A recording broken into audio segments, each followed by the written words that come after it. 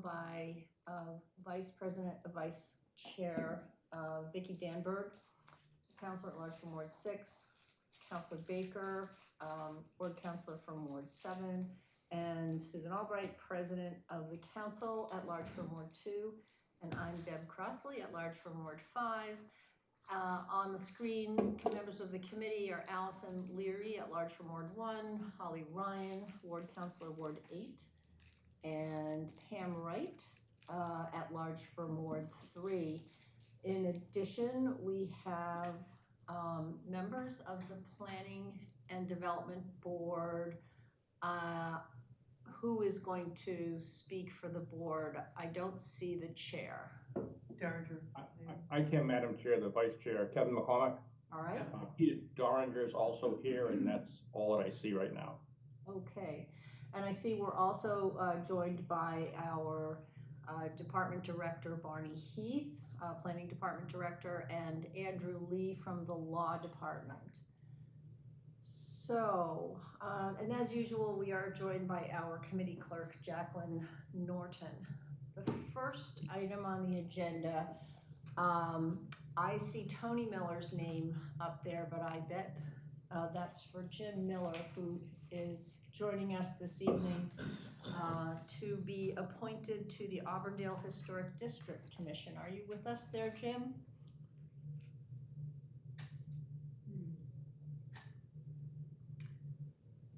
Can you, is he there? All right, while I'm waiting, I see that we have now been joined by Kelly Brown from the Planning and Development Board.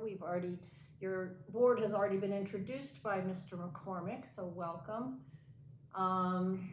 Jim Miller, are you with us yet? There's a Tony Miller, maybe that's. No, that's him. It's Jim and Tony Miller. Still muted. He's still muted. Can you unmute? There we go. Jim, is that you? Oh. There we go. It's transformed. Jim, we can't hear you. Are you there? Okay, can you hear me now? Yes, thank you. Okay, so you're the first item on our agenda, and welcome. Item 341-23 is, Her Honor the Mayor, appointing James Miller of Auburndale as an alternate member of the Auburndale Historic District Commission for a term of office set to expire June 6, 2024. And I believe this is to complete someone else's term. It's so nice to see you here, although I wish I could see you actually. Jim. Oh, I can now. There you are. Thank you for stepping up. You've been with the city a really long time. I don't know if other folks know this. You are our first planning director. I'm sure that Councilor Baker knows this. I was about to say. But could you tell us what has just briefly motivated you to want to serve in this capacity at this time? Well, thank you. Tony and I have been residents of Auburndale since 1964. We purchased a home and we lived in that home for 55 years. When we moved to LaSalle Village in 2020, we sold the home. We have our roots in Auburndale. Our family was raised here. Our children were raised here. Our children attended Newton Public Schools. Tony, my wife, who probably just appeared squaring my computer away here, taught in the Newton Public School system for many years. And I'm very much compelled by the need to retain village context. And I think the Historic Commission has done it very well, continues to do it very well, and I would like to be part of that. And so I appreciate the opportunity to serve. I have, in addition to being a planning director for when we opened the department in 1964, I have been on the Newton Housing Authority as the state appointment. I was chair for many years, succeeded by Steve Bookbinder. I was a former member of the Economic Development Commission, the first commission that was appointed. And I was also the MAPC representative from Newton for several years. So I am committed to this city, I'm committed to this region. And I'm just honored to have a chance to do that. So, Deborah, that is where I am and where I would like to be. Well, thank you very much for that.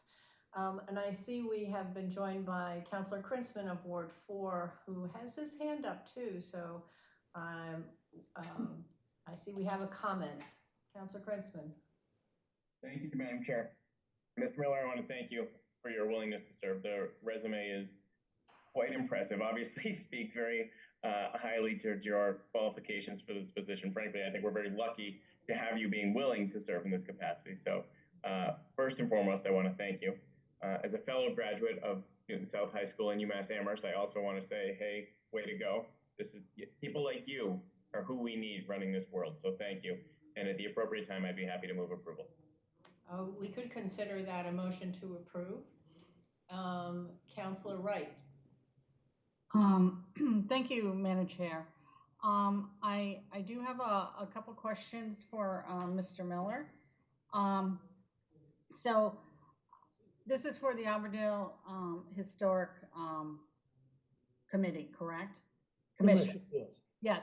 And so right now, LaSalle Village is undertaking a large 80,000 square foot expansion. And I believe some of the historic district abutters are in distress over this. And I was wondering, what are you supporting LaSalle Village, or are you going to support the Historic District Commission? And what some of the questions are were the appropriateness of the expansion into the historic district. So just to follow up on that, Councilor Wright, that matter's been resolved with the commission. It was subsequently appealed to the MAPC, and also their decision was upheld. So that matter has been disposed of, just to bring that to everyone's attention. Okay. Excuse me, Director Heath, could you tell us what the matter was? Yeah, it was a question about the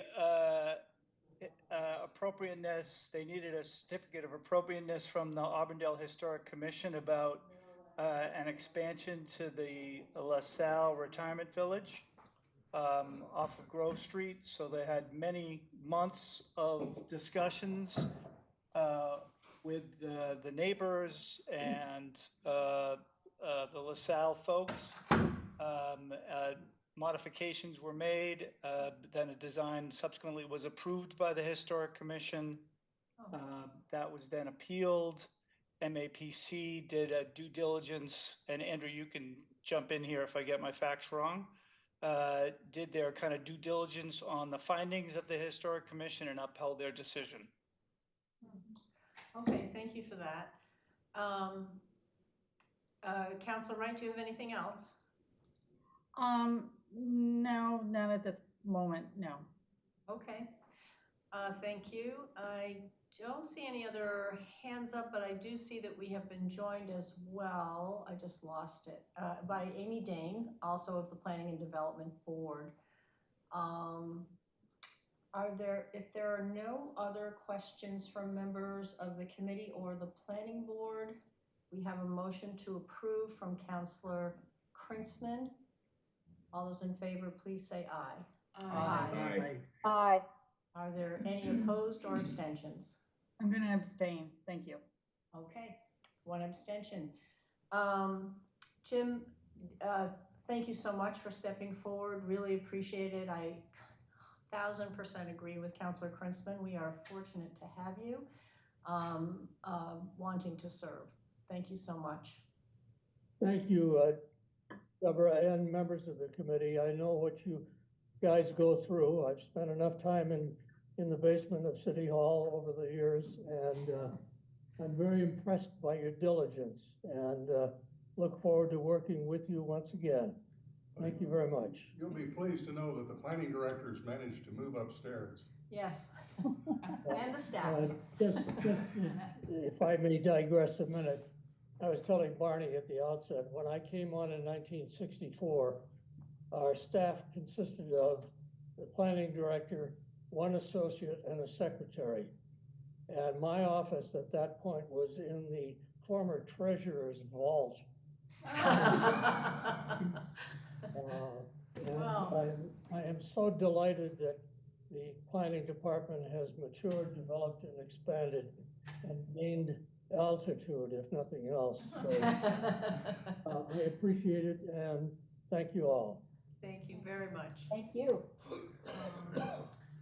Okay, we have one more item, and the purpose of the following item is for tonight is for us to set a public hearing. The item is 376-23, and this is a petition to rezone a lot on Dedham Street. Catherine Adams is with us from Schlesinger and Bookbinder, petitioning to amend the City of Newton zoning map by changing the current zoning of the property known and numbered as 0 Dedham Street, and shown on the City of Newton Assessor's Database as Section 83, Block 36, Lot 3A, currently zoned public use to single residence 1. And I think we've all looked at the packet. We understand that this is a lot that went through the reuse process. The city surplus this lot. It's adjacent to a private residential lot and surrounded by a golf course, and this was a decision that the city has already disposed of in terms of agreeing that it should be surplused and put to this particular use. We're also joined in the room by Alan Schlesinger of Schlesinger and Bookbinder. I'll mention that also.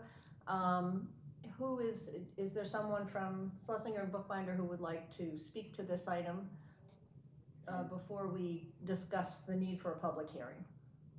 Catherine has some slides to show to put the property in context with Okay. the zoning in the neighborhood and the neighbor who has entered into an agreement to buy it.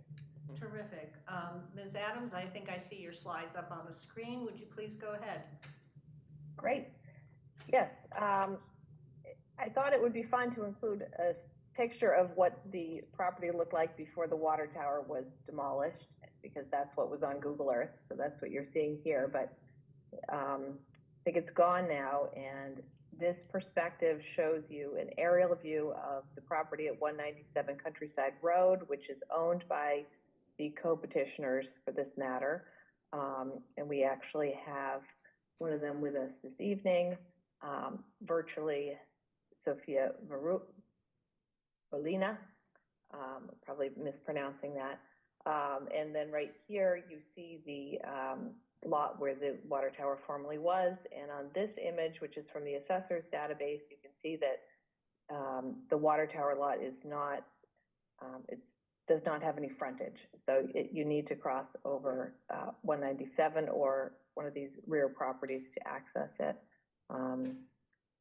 As noted, this has been ordered by reuse to be sold for fair market value with a conservation restriction so that the land is maintained permanently as open space. And in accordance with this, the purchase and sale between the co-petitioners and the city has a contingency that the property will be sold only if it's rezoned as SR1, which is what we're requesting. Now zoned public use, and the concept would be to rezone it SR1 in accordance with the, well, you don't really see many of the other properties here, but all the surrounding properties are also SR1. And just a little summary of the two properties and their respective square footages when combined. It'll be a 42,000 square foot site with the conservation restriction, which we've submitted an example of. It will remain open space. Okay. So that's what we have. Thank you so much for refreshing our memories. And are there any members of the committee or planning board who have any questions on remaining on this really what should be a formality? I just have if I may. Please go ahead. Many years ago, I used to teach property, and the fascinating part about this is it's landlocked and whether there would be an easement by necessity, Mr. Schlesinger, from the lot to the street. I think not, because the city, when it took the land, took an easement for access purposes to the water tower. So they knew what they got, and they knew, since it's not being used for water tower purposes, I think not. So it's lapsed? So, okay. And if it's subject to a conservation restriction, I think that cures any, what you would worry about is that you're selling something cheap that turns into a development parcel that you should get a higher price for from the public side. But it seems to me the conservation restriction will help that problem. So, okay. Okay, I see I have Councilors Leary and then Ryan and then Danberg. Thank you, Madam Chair. Reading the document, I understand it is a conservation restricted parcel, but at the same time, they would allow either a pool or making it parking. Is there a plan, is that still gonna meet the criteria of the CR to pave it? Madam Chair, may I speak to this? Oh yeah, please go ahead. So it's really an open space restriction rather than you turning it a conservation restriction, and that's a meaningful distinction in terms of what it is that it's going to allow. This is going to be something that's not open to the public. It's going to be held by a private individual, whomever, whatever private entity or person owns the actual property and uses it basically as a yard. It's not going to be a restriction that's going to be blessed by the state because, again, it's not open to the public or anything like that, but it is going to be in existence for at a minimum of 99 years. There's not going to be an issue with the city's ability to enforce it once it is actually in place and recorded. All set, Councilor Leary? Yes, I'm all set. Thank you. All right, go ahead. Councilor Ryan? Yeah, I didn't have my hand up. Oh, you didn't? What was that yellow thing in the corner? Okay, never mind. I know it's in my ward, but it's time to use that piece of property, so. Would you, okay. At this point, we're just going to need to set a public hearing. I don't see any further hands up. Councilor Danberg? I just had a clarification. Good. Okay.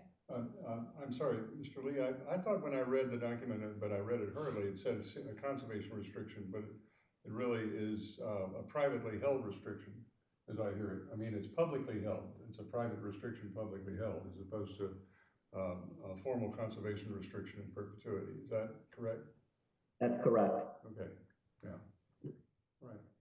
I'm glad that was clarifying for you. Well, there's Whatever an that means. interesting distinction because a privately held restriction will expire normally after 50 years, but publicly held restrictions go longer than that. In other words, if it's held by a public entity, not by a private party. But a conservation restriction is in perpetuity, and that's when it requires a degree of public benefit that's independent. That's not really satisfied here. This is a private benefit to that property owner, but it's limited in its use. So that's the distinction. So is it in perpetuity? Is it still No, it's not in perpetuity. Not After 99 years, it lapses and somebody could build something on it. Well, what I read is it says it's in perpetuity unless there's a legal reason it cannot be, in which case it is 99 years. That was, the language was along those lines. Thank you for reminding me, but I don't think that. I did read the document, but I just didn't understand your Yeah. distinction No, but earlier. I think that's what I would call an ambitious construction. Okay, okay. All right, well, not having been to law school, I won't pursue this any further. Councilor Danberg. Yeah, I have one quick question for Mr. Schlesinger, Attorney Schlesinger, who's here. Can you remind us the total number of square feet that would comprise the two lots together? 42,000 plus. 42,000. Okay. 40,000 total, is that number? Oh, okay, so just under an acre. Yeah. I was chairman of real property reuse when this went through. And so I had occasion to drive out there myself and go take a look at the land. And I remember the thing that I was most concerned with was that we would not have a windstorm before that tower was taken down, because there was no water in it. And when those towers are meant to have water in them to stabilize them, and when they are drained of water, they become sort of Unstable. Unstable is a good word for it. So the tower was taken down. I think that your clients participated in that financially, I believe. And No, not here. The no, other no, one. and that was the one at Golda Meir. yeah, that was the one at Golda Meir. That's right. That's not an issue for me, and I don't have any issue at all with this. I think that this is a very good use of this property. It's would be a lovely extension of their backyard and their property. So, we're not done with this tonight. We have to set a public hearing as required. The single date we have left in the year is December 11th. It's already been noticed by Ms. Norton for 7 p.m. on that evening. There is, I learned later, a joint public facilities committee and finance committee meeting the same evening to go over the New Cal project and probably to appropriate the funding necessary for it. So we're going to see if they can either begin late or begin with their other items, because 3 of us would like to attend that. But I hope members of is there anyone, other member of the committee who cannot be here on December 11th at 7 p.m.? Well, I was considering not being here, but if I'm needed, I'll be here. Okay. Councilor Crossley, is Yes. is that a virtual meeting, completely virtual meeting? Yes, that and be a this hybrid? could be as well. If we, this could be as well, completely virtual, which might make sense. Why don't we do that? That Yeah. would make it easier. The planning board also. Yes, Rezoning area. Is there anything else that night that we have to do? no, just that joint meeting of, it's an unusual time for public facilities, but it's a normal time for No, I finance. understand, but our committee doesn't have to do anything else that night. No, No. 0, we're done. I can't imagine what else might even possibly come up. So, that's the one thing, so it should be pretty, I'm headed for before 7:30 this evening. So I don't imagine there's gonna be a lot of public comment, but we are required to hold the public hearing, so. Okay, so is there a general agreement that we should hold the meeting at 7 p.m. on December 11th for the public hearing on this item? Yes. All right, Sounds good. thank you. I move to hold. Thank you, Counselor Ryan, I was just gonna Hey. ask. I'll. It's my ward. We could stretch this out and go 4 minutes to 7:30, I suppose. I second the motion to hold. Okay. All those in favor, please say aye. Aye. Any opposed or abstentions? All right, we are done with our business for this evening. This is a record for the Zoning and Planning Committee. So glad we were able to get the appointment in and move this bit of an item Thank you. through this term. Okay, good night, everyone, and Good have night. a pleasant tomorrow. Good night. Good night.